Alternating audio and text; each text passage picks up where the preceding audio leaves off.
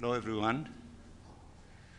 Allow me at the beginning to thank you for responding to our call and consider this press encounter with you as a continuation of the press conference that we had at the end of last week as the Arab group, in which we explained to you that we have a plan and we are executing this plan.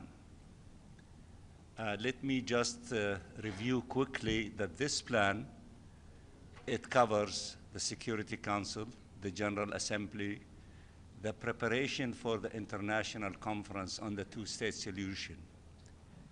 But all these efforts are for the #1 objective of bringing an immediate ceasefire and stopping this war of genocide against our people in the Gaza Strip, to stop it immediately, to provide the Palestinian people, especially in the Gaza Strip, with humanitarian assistance to the scale they need, and to fight against the crime against humanity of forced transfer, and to begin the process of the rebuilding of the Gaza Strip, and also to intensify the efforts for the international conference on the two-state solution.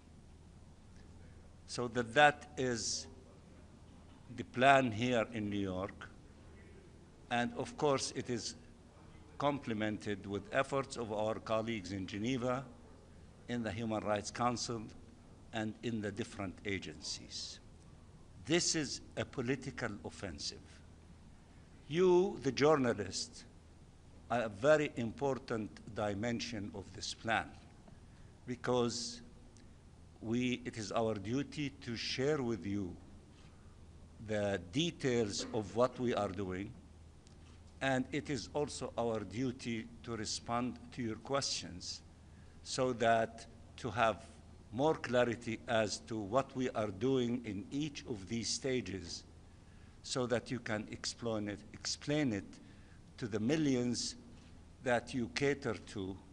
You write to them in your media, or you tell them the stories in the television stations that you have. And you have a responsibility to, among other things, to find ways to go to Gaza. I invite each and every one of you to go to the Gaza Strip. There is a story to be told about the criminality of what is happening to our people in the Gaza Strip. You have an obligation, a duty, to add your efforts not only to cover the news, but to be a player, to go in any possible way as independent journalists, to go to all corners of the Gaza Strip, to tell the story of the crime that is undertaken against the Palestinian people.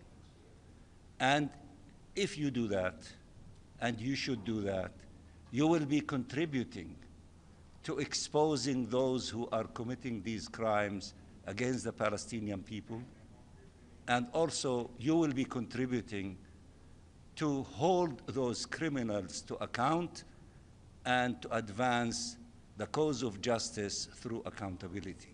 So we are all in this thing together. Now, with regard to the plan, how it is unfolding, we decided in the Arab group, through our representative Algeria, of course with the help of the other representatives, Somalia, that we do not accept complacency in the Security Council.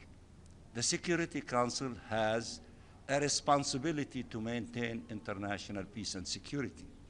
And what is happening in Gaza is a threat against international peace and security. So the Security Council has a responsibility to act.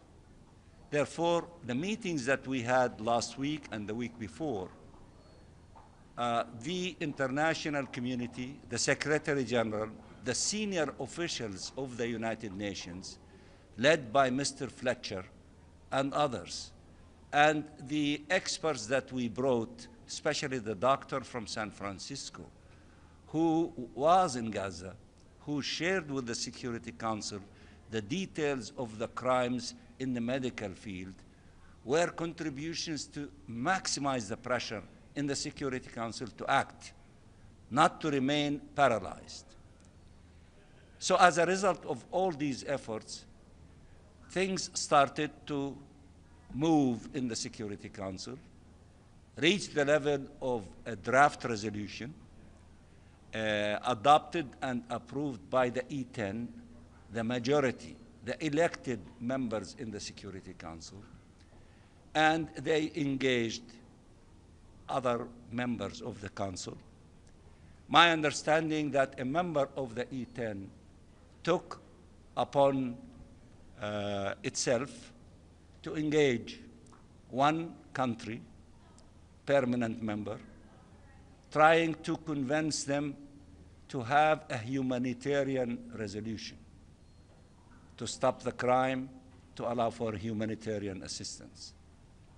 In this connection, we support the position of the UN articulated by the SG and Mr. Fletcher that there is no mechanism that can address the needs of the Palestinian people except the UN mechanisms, including UNRWA, which has 400 stations in the Gaza Strip to distribute to the people in the Gaza Strip, not the 3, 4, or 5 stations that were fictitiously established to provide some assistance. And you saw the horrors of when thousands, maybe tens of thousands of Palestinian civilians in the Gaza Strip trying to go to these places, being sniped at, assassinated, terrified, about 1 kilometer away from one of the stations, according to some of your media colleagues who have reported, including a representative of CNN. I was listening to him yesterday reporting from Tel Aviv. He said that there were confirmed reports from humanitarians and others that 1 kilometer away from the place of reaching the humanitarian distribution center, according to the mechanism put in place, not the UN mechanism, and then they were gunned down, some Palestinians, through snipers and other methods of killing them to horrify them so that they do not even reach this mechanism that they put in place for humanitarian assistance. So the mechanism of the UN is the solid one, is the one that is supported almost by everyone, the Arabs, the Muslims, the Europeans, everyone, because why do you try to find a mechanism when the existing mechanism is a solid one, tested one, proved itself, they have the experience, they have the personnel, they know how to reach the people in all corners of the Gaza Strip and provide humanitarian assistance to them. So we will know in the Security Council at 12 o'clock exactly what the E10 will proceed to do with the humanitarian draft resolution. And now the Security Council has to act, and the threat or the fear of not succeeding should not deter the Security Council from carrying its responsibility. But of course, the Security Council speaks for itself. We are in contact with all those who are genuinely concerned and outraged. It was not only the Palestinian people who are outraged, as I expressed in my last statement in the Security Council, but I can objectively say the great majority of humanity and nation states are outraged of what is really going on in Gaza, and they want to do something. So that's why we see some elevation and changes of positions from big, important countries in Europe and beyond, such as France, UK, and Canada. Their statement 10 days ago was very clear, very powerful, and very different than previous positions that they have articulated on this issue. That is significant. That is a beginning of turning the corner, and we hope to see more of that. And it is not Israel that will decide the future of the people in the Middle East, especially the Palestinian people. It is us, we, the people, will determine our own future with the support and the help of the great majority of nations. So we will see what happens in the Security Council. In the General Assembly, we are grateful for Spain's initiative to go to the General Assembly with a humanitarian resolution. That position was adopted at the highest level in Spain, led by the Prime Minister. We appreciate that, and we are grateful for the effort of Spain, which last year took the lead among European countries to recognize the state of Palestine. We've been working with them. The draft resolution is almost ready, humanitarian one. They might make the decision to circulate it for reaction of countries today or very soon, and to finish the consultation and try to table it before the end of this week in order to be able to give to the Secretariat of the General Assembly the 4 working days before acting on the resolution, which means the plan is to try to act on it by the end of next week. So the Security Council is acting. The General Assembly is acting. Geneva is acting. Now, the international conference.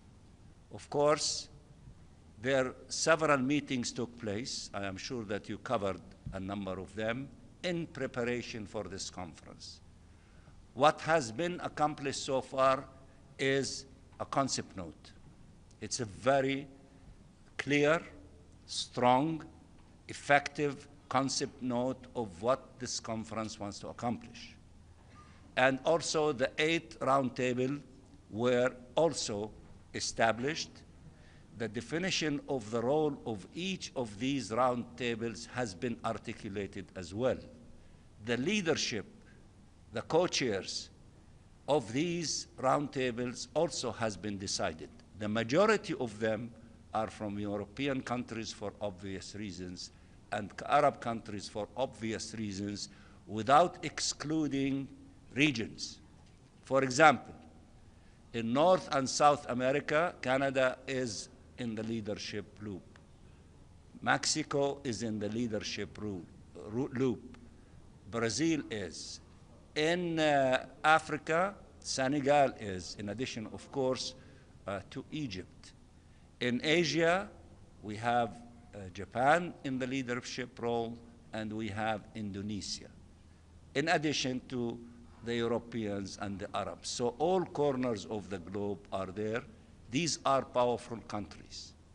If the 19 leaders, the 2 co-chairs and the co-chairs of the 8th roundtable, to commit to implement what they called for in the concept paper, we expect from them to commit and to declare before the conference and during the conference to a number of practical steps, such as for those who have not recognized the state of Palestine to do so, or those countries with financial capabilities to commit substantial amount of money in order to strengthen the institutions of the state of Palestine in the years to come, in a concrete way, in a financial way, supporting programs so that this state of Palestine to become stronger and stronger in the face of this ruthless occupation.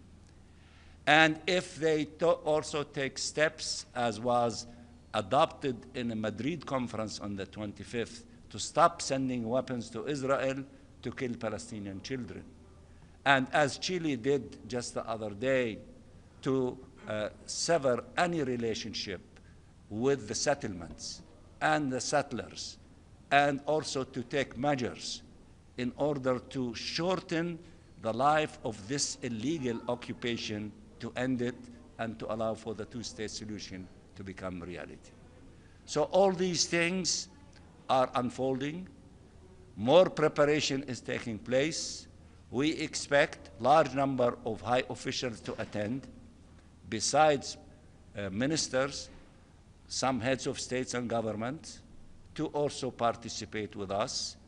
We are determined that this conference is not going to be like any other conference. It is going to be a turning point in the process of ending this illegal occupation, as articulated in the historic advisory opinion of the ICJ, which said, because this occupation is denying the Palestinian people the right to self-determination, putting in place a system of discrimination, apartheid, illegally stealing our land and building illegal settlements and settlers, which need to be broken and eliminated according to the ruling of the ICJ, and also that is illegally annexing land of the Palestinian people.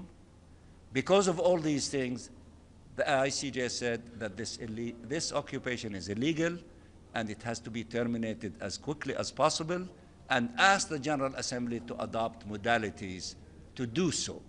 The General Assembly adopted a resolution giving the mandate to this international conference. Occupation, this illegal occupation, to end in 1 year, and also to convene this conference under the co-chairmanship of Saudi Arabia and France, and to be action-oriented conference, meaning commit to practical things. Don't keep relying, I vote with you in the Security Council and in the General Assembly, and my responsibility is over. No. What needs to be done in your capacity as a third party, as a state, what are you going to do to end this illegal occupation? So we will continue working with all of them. We will continue informing you, and we expect you to inform your audience and your followers, and to educate them about all these things that are happening there. And we all together need to intensify our efforts to put an end to this genocide, to have a ceasefire, and to begin the process of the reconstruction of Gaza, and to have a successful international conference for the implementation of the two-state solution, and also to be a stage to be followed with structures to continue the process until we accomplish this global consensus of ending this illegal occupation and having the freedom and independence of the state of Palestine with East Jerusalem as its capital, so that we can say the two-state solution would become a reality. This is the background, okay? If you have questions, by all means. Yes, ma'am. Ambassador, just stand up quick. I broke the mic. So, according to sources, the country that you mentioned, the permanent council member, which is the U.S., is not engaging on the draft resolution, as far as what we know. So you're saying at 12 we'll know if the council is going to go ahead and vote on it, even if the U.S. is not engaging on that draft resolution? I said that there was a country from among the E10 took upon itself to engage the country that you referred to, the permanent member. And we will find out what the report from that member of the E10, which took upon itself to engage, not on behalf of the 10, but in its own national capacity, which we appreciate their efforts. We need to find a way for the Security Council to adopt a position regarding humanitarian help to our people in the Gaza Strip through the mechanisms of the United Nations and the international humanitarians who are present in the Gaza Strip. So we will see what the report will be, and we will see what the E10 will decide to do. I am sure that the E10 will share with you what their plans are. But I should not jump the gun and speak on their behalf, because I don't. But I'm sharing with you the development as they are unfolding. Still, you know, we will not leave a stone unturned in order to bring an end to this vicious attack against our people in the Gaza Strip. We need immediate and sustainable ceasefire, and we need humanitarian assistance to scale to reach all Palestinian people in all corners of the Gaza Strip through existing mechanisms. Ambassador Farnoosh Amiri with AP. Can you tell us if any of those 40 or so countries that have yet to recognize the state of Palestine have done so ahead of the conference? Have you gotten any assurances from them that they plan to make announcements? We will find out soon, but let me just tell you, if you are a leader in the preparation of this conference, and if you are advocating in the concept paper for countries to take practical steps to be action-oriented conference, and you have not recognized the state of Palestine, wouldn't it make sense that you would lead by example by taking a step in that direction? And if you are also a leader among the 19 leaders, whether co-chairing the roundtables or the two co-chairs of the conference, you are asking the international community and nations to take practical steps to strengthen the institutions of the state of Palestine, to stop the war in Gaza, to reconstruct Gaza, which requires commitment to substantial amount of monies. Shouldn't the leaders to lead by example by themselves committing to substantial amount of commitment in that direction?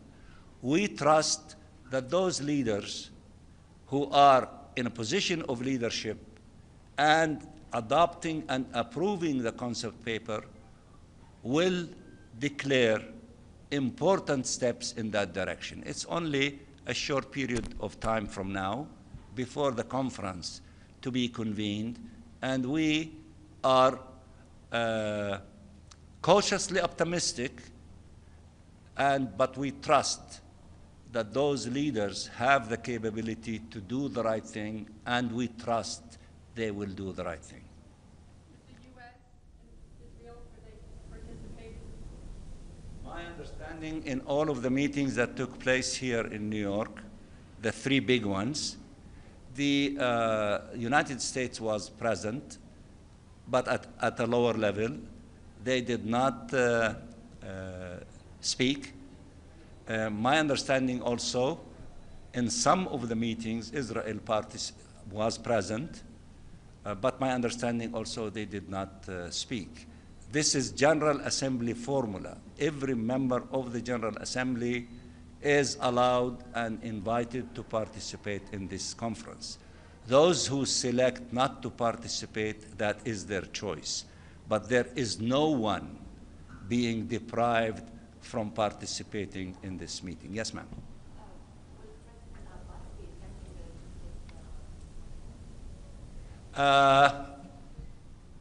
He did not officially declare.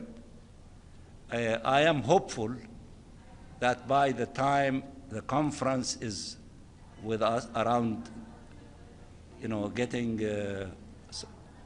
closer, and many leaders announce their participation, I am hopeful that President Abbas will participate. But the decision is up to him and up to the advisors around him. I am sure they're debating and discussing this issue.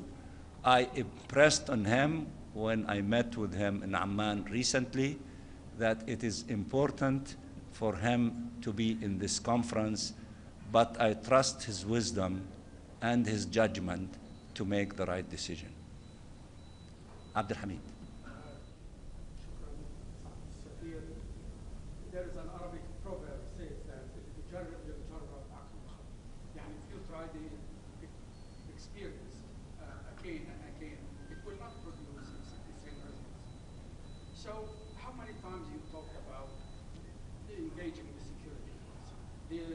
The Security Council should shoulder its responsibility. We should do it again. We engage in the member states, but nothing has been done. Israel continues with its genocide war. Nothing is stopping Israel because there is one country which is protected.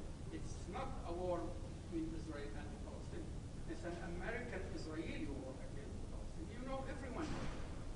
So what could be done to deter the U.S. from continuing with its endless, enormous support of Israeli genocide? My answer to this, question, which reflect a mood of large number who are frustrated with the fact that the international community, including the Security Council, is dragging its feet and not stopping this crime against our people. I understand that feeling. I get it.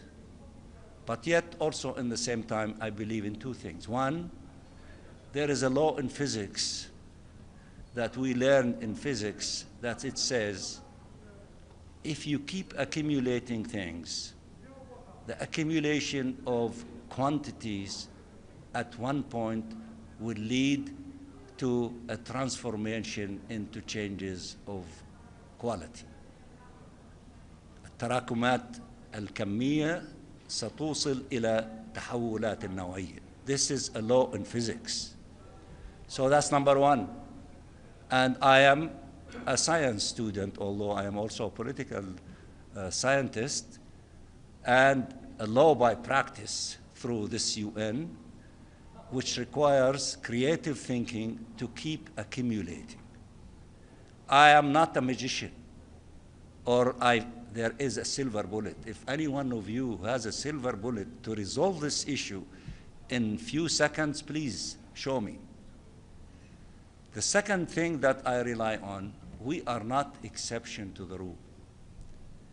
Let's take the super noble leader among all of us, Nelson Mandela. It took him forever, including 27 years in Robben Island as a prisoner. But he kept accumulating. He kept accumulating. And he won the support, not only of his people, but the support of the majority of nations, starting from Europe, after Africa, and other countries. And there was one last country that even after he was released from Robben Island and came to the United States as a superhero of humanity, he was still received a visa with an exception because he was a terrorist. He was removed from the terrorist list in that country 4 years after his freedom from Robben Island. Now, people do not like to remember these details. They like to remember that he was free. We are like him. We are still marching the march of accumulating this tremendous support that we are receiving from everyone, from millions, hundreds of millions of people in the streets of everywhere. This is a qualitative shift, even in the United States of America, and you lived most of your life in the United States. I did like you. We tried so many times in the past to include justice for the Palestinians as part of the national discourse among the social political movement in the United States. And we were denied. They thought that we are a liability, whether during the war against Vietnam or whether during the civil rights movement. But there is something different since Black Lives Matter in the United States.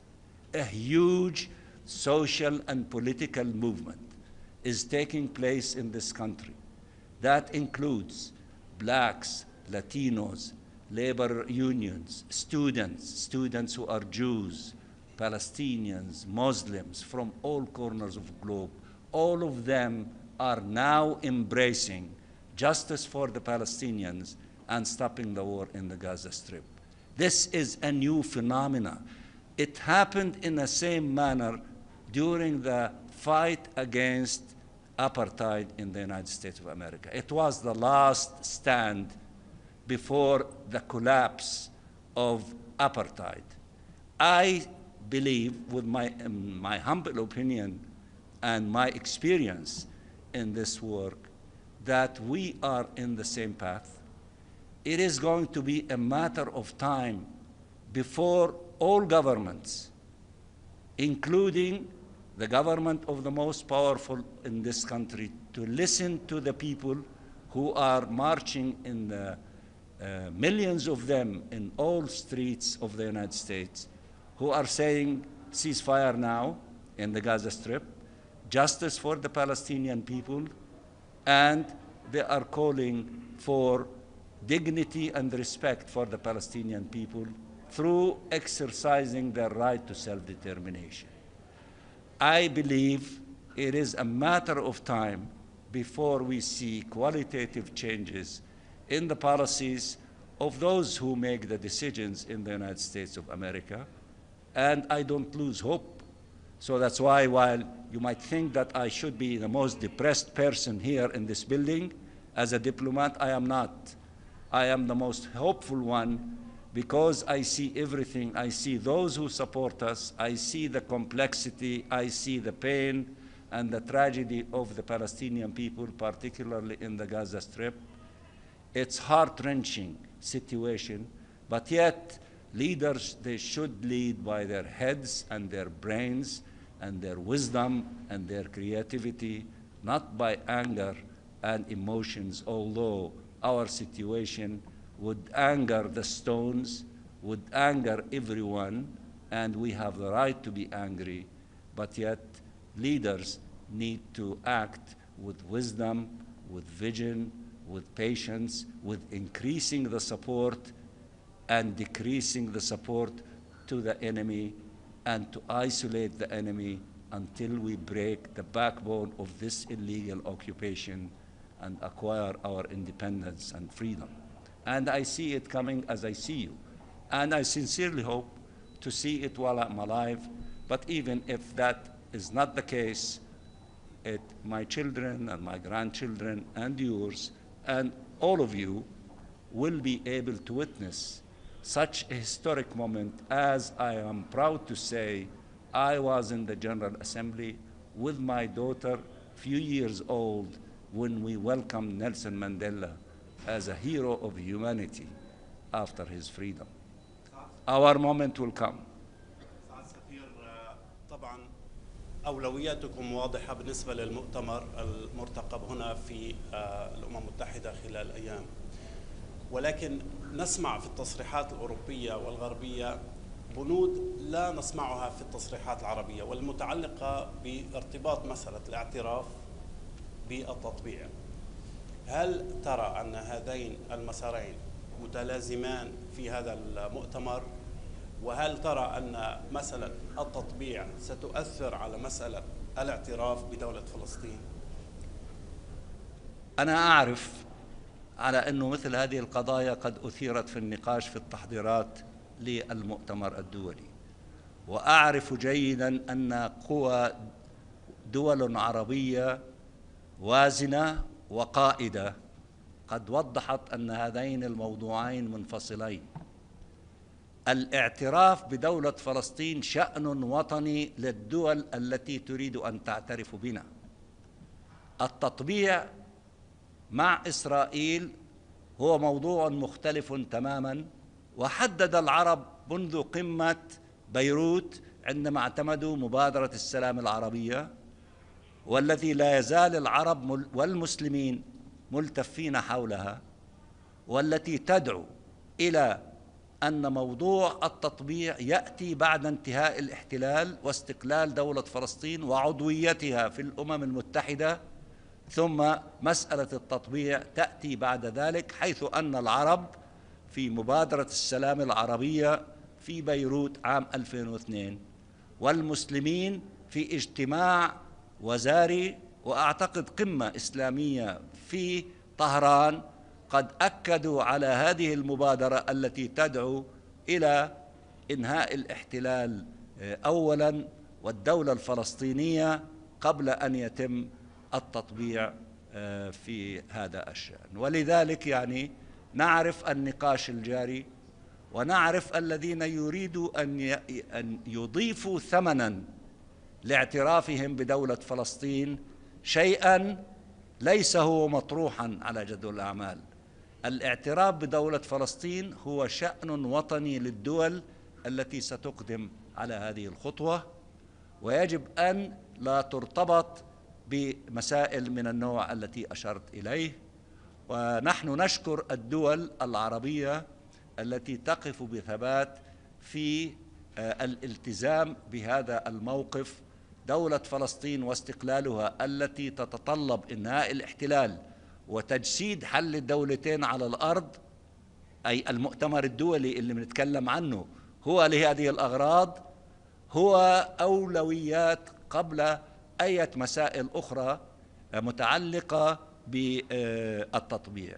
وخاصة أن إسرائيل يعني تعلن كل يوم لا للدولة الفلسطينية لا لحل الدولتين، فتقدم لهم هدايا مجانية من هذا النوع لأي غرض إذا أنت كنت قائداً تريد أن تنفذ حل الدولتين. اعترف بدولة فلسطين وعزز هذا الدور، وعزز محاصرة الذي يعادي دولة فلسطين، لأن يستجيب إلى النداء الدولي أن دولة فلسطين هي الممر الإجباري، واستقلالها إلى أي تطبيع وإلى أي سلام منشود لمنفعة كل شعوب الشرق الأوسط هو ما يجب أن يتم. وهذا ما سيركز عليه المؤتمر الدولي، ونأمل أن يكون ذلك نقطة انعطاف هامة على طريق أن تسلم إسرائيل بأنها سلطة احتلال ويجب أن ينتهي هذا الاحتلال كضرورة لا يوجد غنى عنها من أجل تجسيد حل الدولتين، ومن أجل السلام، ومن أجل تنفيذ مبادرة السلام العربية التي ستفتح الآفاق إلى شرق أوسط جديد يعيش فيه الجميع بما فيه الشعب الفلسطيني ودولتهم على قدم المساواة مع الجميع. هذه ضروريات السلام وهذه ضروريات النجاح، ونأمل أن تقدم هذه الدول خاصة التي تلعب دورا قياديا في هذا المضمار بشجاعة على اتخاذ الموقف الذي اتخذته إسبانيا قبل سنة من هذه الأيام. Yes, ma'am.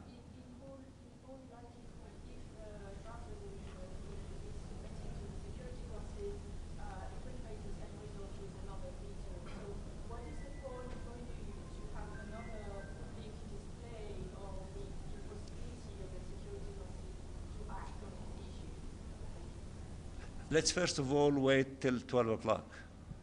Let's wait to hear from our friends in the E10 and others. And then let's see how they assess the situation.